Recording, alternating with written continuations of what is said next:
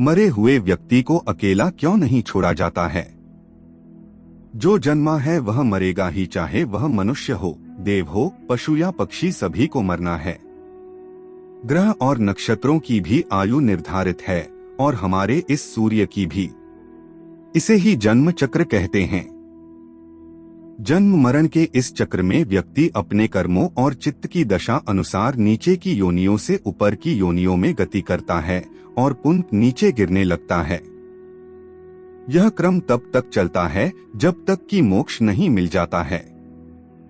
कई बार स्थितियां बदल जाती हैं। आओ जानते हैं गरुड़ पुराण अनुसार कि मरने के बाद क्यों नहीं शव को अकेला छोड़ा जाता है। मित्रों, हमारा एक ही उद्देश्य है, हिंदू धर्म को प्रचार करना।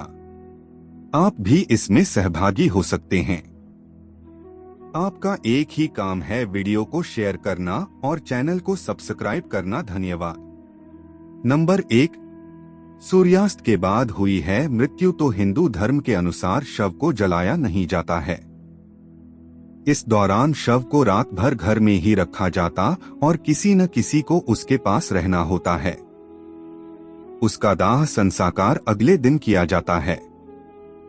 यदि रात में ही शव को जला दिया जाता है तो इससे व्यक्ति को अधोगति प्राप्त होती है और उसे मुक्ति नहीं मिलती है।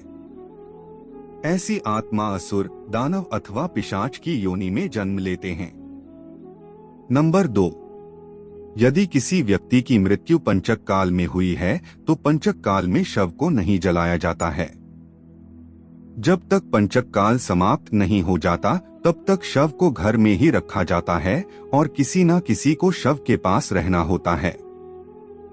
गरुड़ पुराण सहित कई धार्मिक ग्रंथों में उल्लेख है कि यदि पंचक में किसी की मृत्यु हो जाए तो उसके साथ उसी के कुल खानदान में 5 अन्य लोगों की मौत भी हो जाती है। इसी डर के कारण पंचक काल के खत्म होने का इंतजार किया जाता है, परंतु इसका समाधान भी है कि मृतक के साथ आटे, बेसन या कुछ सूखी घास से बने 5 पुतले अर्थी पर रखकर इन 5 का भी शव की तरह पूर्ण विधि विधान से अंतिम संस्कार किया जाता है। ऐसा करने से पंचक दोष समाप्त हो जाता है। नंबर 3, यदि कोई मर गया है परंतु उसका दाह संस्कार करने के लिए उसका पुत्र या पुत्री समीप नहीं होकर कहीं दूर है तो उनके आने का इंतजार किया जाता है। तब तक शव को घर में ही रखा जाता है और किसी न किसी को शव के पास रहना होता है। कहते हैं कि पुत्र या पुत्री के हाथों ही दाह संस्कार होने पर मृतक को शांति मिलती है, अन्यथा वह भटकता रहता है। नंबर 4, शव को अकेला छोड़ दिया जाए तो उसके आसपास लाल चींटियां या अन्य कोई नरभक्षी रेंगने वाला प्राणी या पशु आकर शव को खा सकता है। इसीलिए वहां कोई ना कोई व्यक्ति बैठकर शव की रखवाली करता है। नंबर 5, रात में मृत शरीर को अकेला छोड़ दिया जाए तो आसपास भटक रही बुरी आत्माएं भी उसके शरीर में प्रवेश कर सकती हैं। इससे मृतक के साथ साथ परिवार को भी संकट का सामना करना पड़ सकता है। नंबर 6, शव को इसलिए भी अकेला नहीं छोड़ा जाता क्योंकि मृतक की आत्मा वहीं पर रहती है।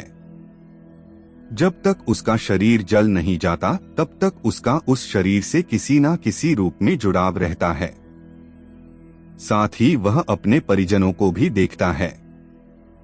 अकेला छोड़ दिए जाने से उसका मन और भी ज्यादा दुखी हो जाता है।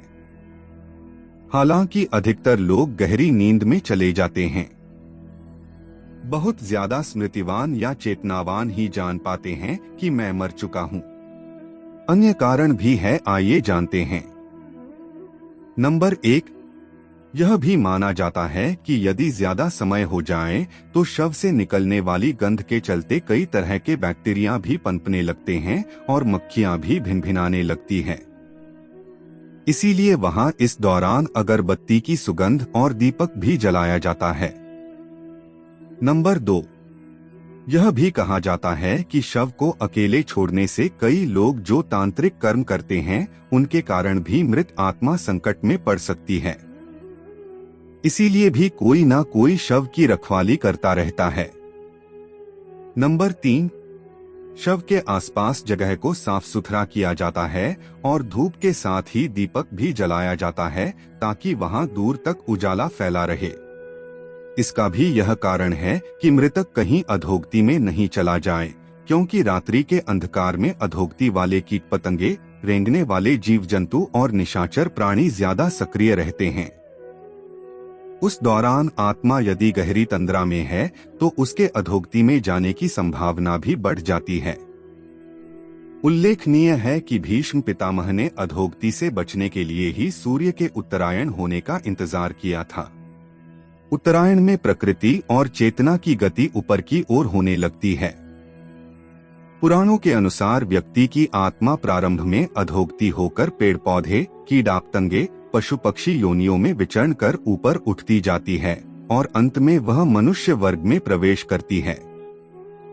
मनुष्य अपने प्रयासों से देव या दैत्य वर्ग में स्थान प्राप्त कर सकता है।